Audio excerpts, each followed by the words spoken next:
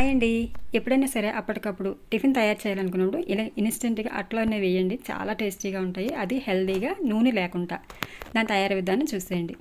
ముందుగా ఒక గిన్నెలోకి ఒక కప్పు బొంబాయి రవ్వ, అరకప్పు అటుకులు, అరకప్పు మజ్జిగ, తర్వాత పావు కప్పు నీళ్లు పోసి మెత్తగా మిక్సీ పట్టుకొని దీన్ని ఒక గిన్నెలోకి తీసుకోవాలి. ఇందులోకి రుచికి తగినంత ఉప్పు, కొద్దిగా వంట సోడా వేసేసి మొత్తంగా ఒకసారి కలిపి ఒక 5 నిమిషాల పాటు మూత పెట్టి పక్కన పెట్టేసుకోవాలి.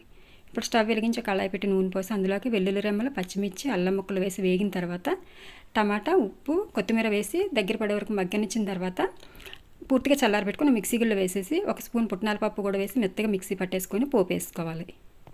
ఇప్పుడు స్టవ్ వెలిగించి ఒక నాన్ స్టిక్ కళాయి లాంటిది పెట్టుకొని అందులోకి చిన్న చిన్న అట్లా వేసేసి తిరగేసుకుంటే వేసుకోవచ్చండి, లేదంటే అలాగే తీసేయచ్చు. మూత పెట్టేసి ఒక్క నిమిషం పాటు ఉడికితే సరిపోద్ది. అంతేనండి, ఎంతో టేస్టీగా హెల్దీ అయినట్లయితే రెడీ అయిపోయి. మీకు కనుక వీడియో నచ్చినట్లయితే లైక్ ఇచ్చి షేర్ చేసి సబ్స్క్రైబ్ చేయండి. మరొక వీడియోతో మళ్ళీ కలుసుకుంటాను.